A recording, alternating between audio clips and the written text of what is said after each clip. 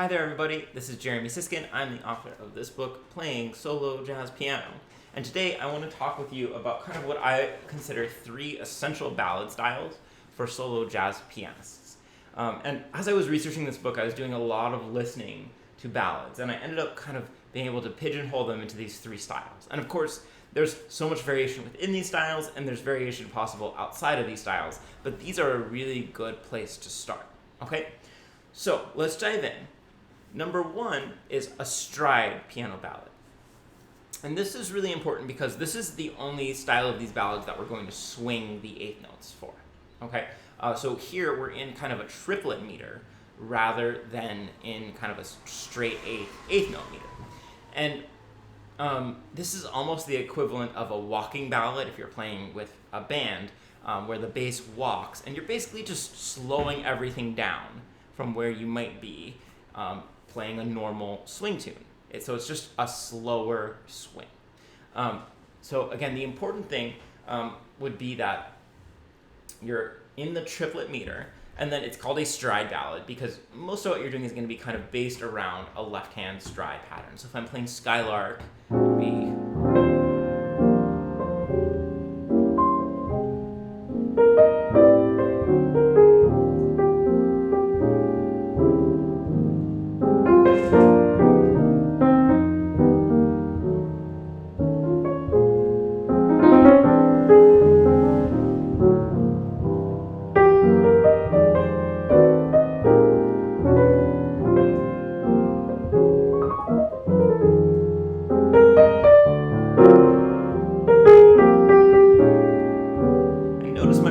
helping out with these chords, so it still has that lush sound of a ballad.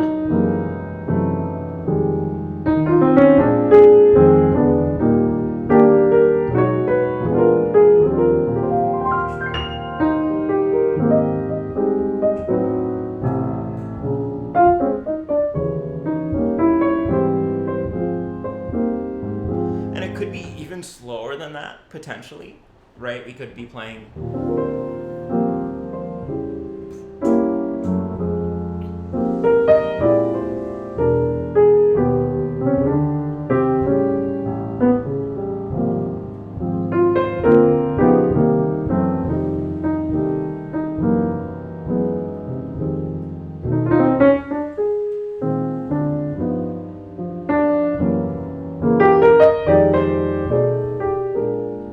So if you're used to kind of already playing medium tempos, the stride ballad might actually be the easiest because you're basically just taking that same framework and slowing it down.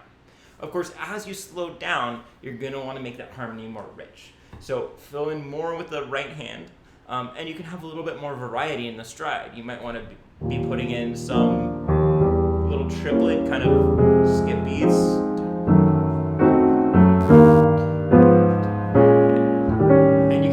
Put in some big chords if you're walking tenths or doing something like that.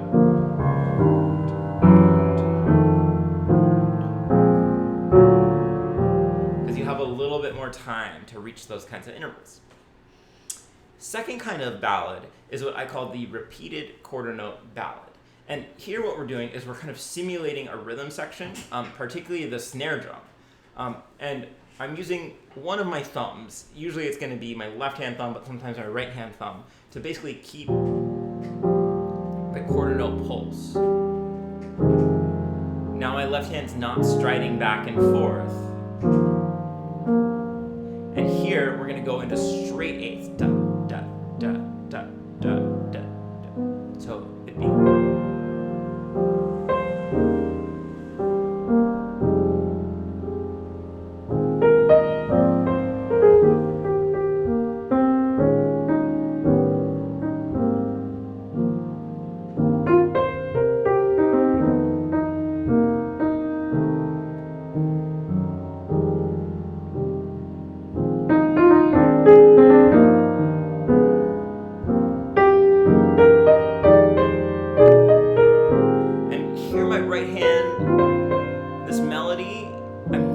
like a singer, doing a lot of back phrasing, some interesting articulation maybe. You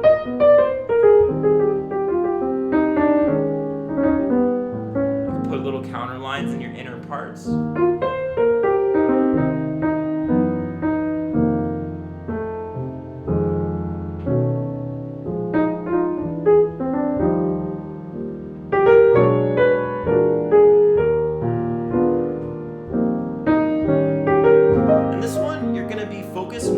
towards the middle of the piano.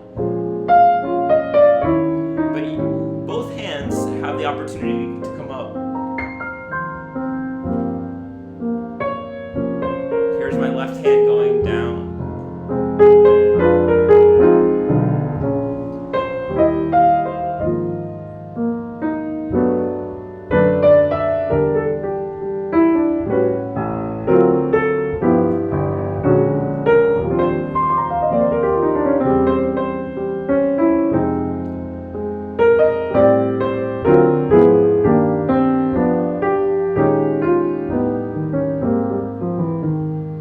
So you hear the whole time you've got that pulse, and that pulse has to stay really light, and you really want to just be pulsing one or two notes. Because what happens if you pulse multiple notes? You start playing basically a pop ballad, which is... If you're having those really heavy quarter note pulses, that's what we do if we're playing, you know... So this is just, again, it's imitating that brush on the snare drum.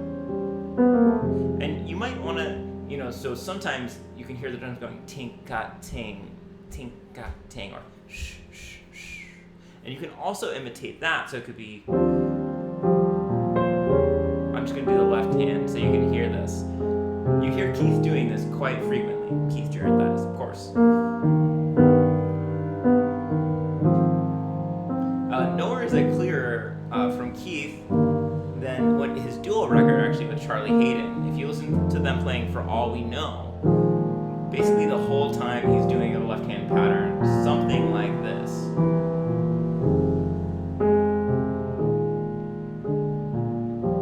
And then there's other times actually looking at some of Keith's other albums where he'll fill in the first eighth note and he'll go...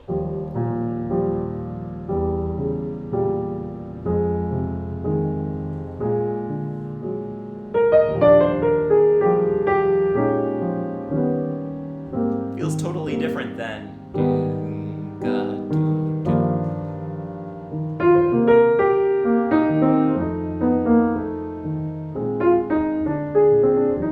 Okay, so all kinds of possibilities there, and in fact in my book I have a whole chapter on variations of the repeated quarter note ballads, including if you put the quarter note on an offbeat. I call it kind of an ECM style ballad.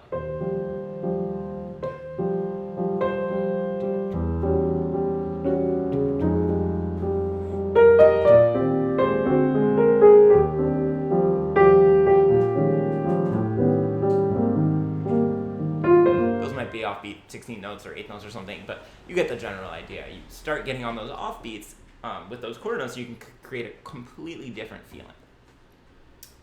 Third type of ballad is usually used as an introduction.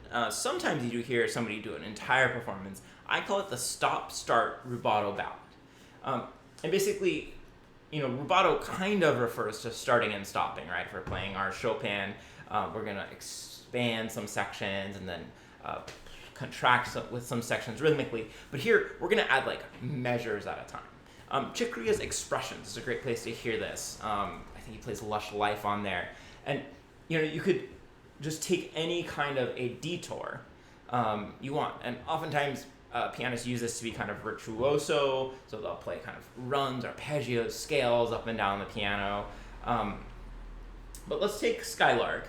And we're going to basically place fermatas and then do some kind of an improvisation. And we'll add tons of time in here. We don't have to stay in rhythm at all. So if I place...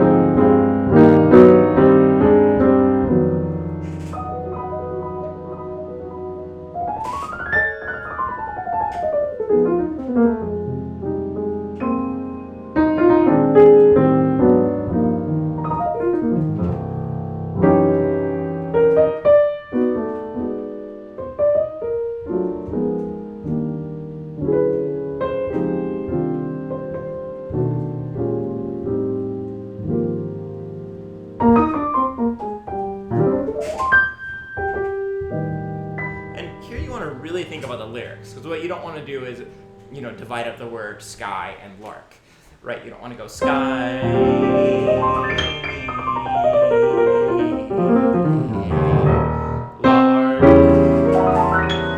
right? That's not going to be very musical, and for people who really actually know these songs, that's not going to be very rewarding.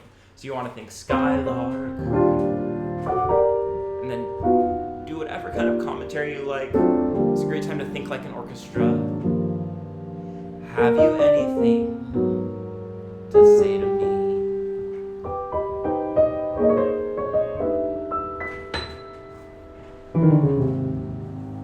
Can you tell me where my love might be?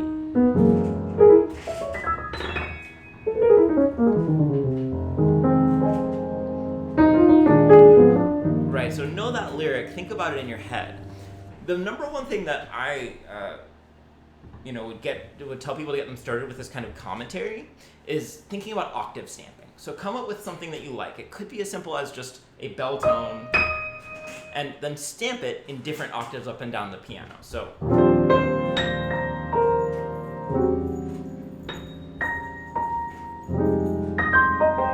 could be that.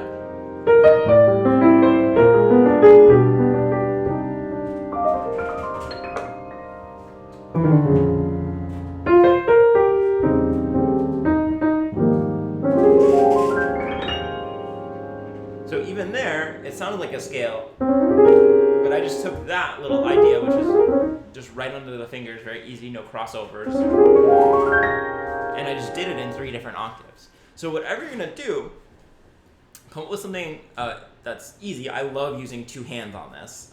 You could play a single-handed arpeggio, but I think there's a lot of room to use the pedal and do some sort of hand-over-hand thing. I'm all for that. So feel free to use that. Use the pedal, use hand over hand, come up with something nice and easy to play. I love these kinds of things where maybe there's 2 interlocking fifths or 6. Those tend to be really lovely. Or you can even just think of it as improvising over a chord. So here I have E diminished or something like that, and I could just actually improvise for a few minutes.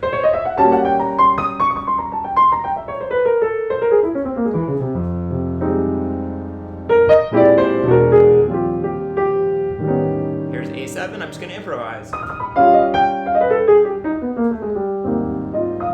Octave stamping.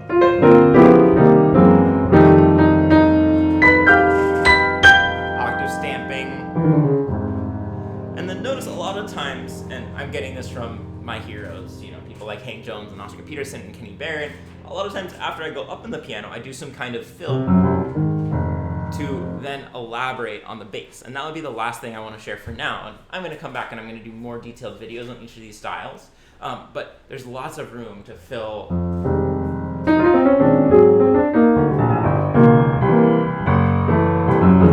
in the bass register. Try just a little scale going down to the bass note. Or play the bass note in 3 different octaves. Or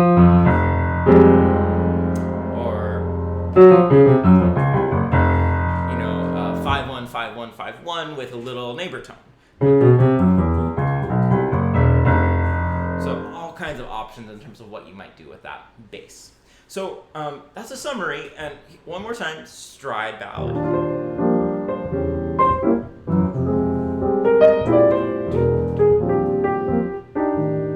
To repeated quarter note.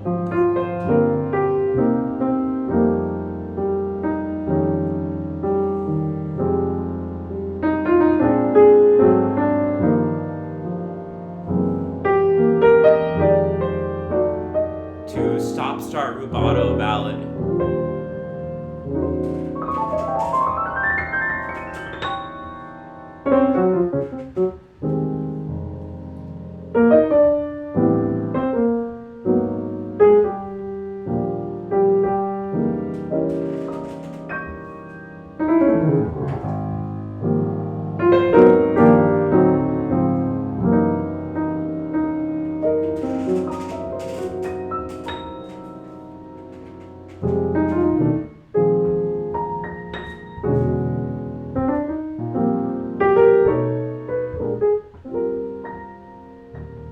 So those, in my mind, are three really essential ballads for any jazz pianist to be able to play solo.